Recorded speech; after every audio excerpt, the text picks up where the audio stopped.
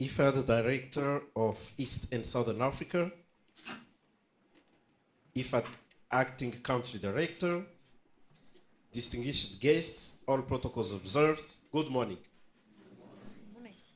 First and foremost, I would like to extend my warmest welcome to all the participants of this regional technical workshop for the project Pathways to Dairy Net Zero in East Africa, promoting low carbon and climate resilient livestock in East Africa.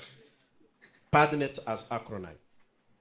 My gratitude goes to IFAD, FAO, and the Global Dairy Platform for their support to this project aimed at developing a regional public-private livestock sector program for Rwanda, Kenya, Tanzania, and Uganda.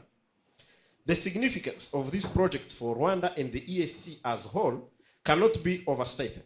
It addresses climate change challenges, particularly those posed by ruminant livestock, notably dairy farming, which is the significant component of greenhouse gas emissions. Eastern Africa is renowned for its ecological diversity. However, it's also an area acutely vulnerable to adverse climate change. Farmers and pastoralists are grappling with increasingly unpredictable weather patterns, rising temperatures, floods, and droughts. These challenges directly affect our livestock, upon which millions of our citizens depend for sustenance. The livestock sector is core to many economies in our region, providing food, income, and employment to millions. In Rwanda, it plays a pivotal role in socioeconomic well-being of our population, contributing up to 13% of our GDP, agricultural GDP indeed. Yet, it also contributes to greenhouse gas emissions. According to Rwanda's nationally determined contribution, 55% of greenhouse gas emissions come from the agriculture sector, of which 67% originate from livestock by enteric fermentation. This underscores the importance of mitigating methane emissions from ruminant livestock. The project Pathways to Dairy Net Zero in Eastern Africa, promoting low carbon and climate resilient livestock in East Africa, underscores the urgency and importance of our mission to reduce our carbon footprint and manage climate change. To achieve this, we must adopt a multi-phased approach that incorporates innovation, technology, and collaboration. In COP26, Rwanda made a commitment to reducing emissions by 38% by 2030 and reaching net zero by 2050.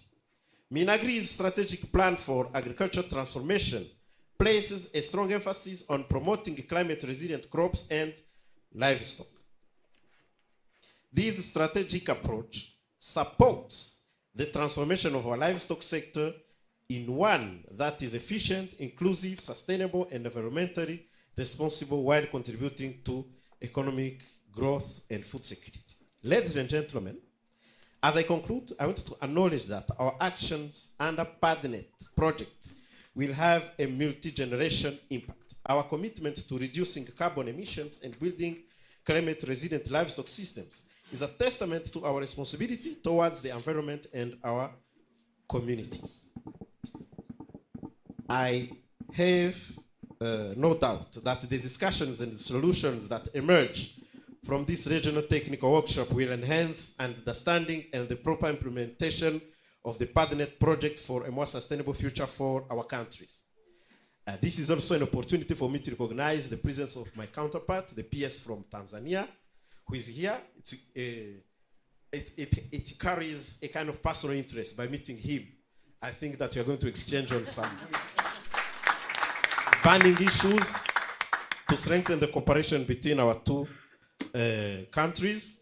And also, I would like to emphasize on the support from IFAD and FAO, the country director of IFAD, for their generous support to achieve this. I thank you, and I wish you all a productive and successful workshop.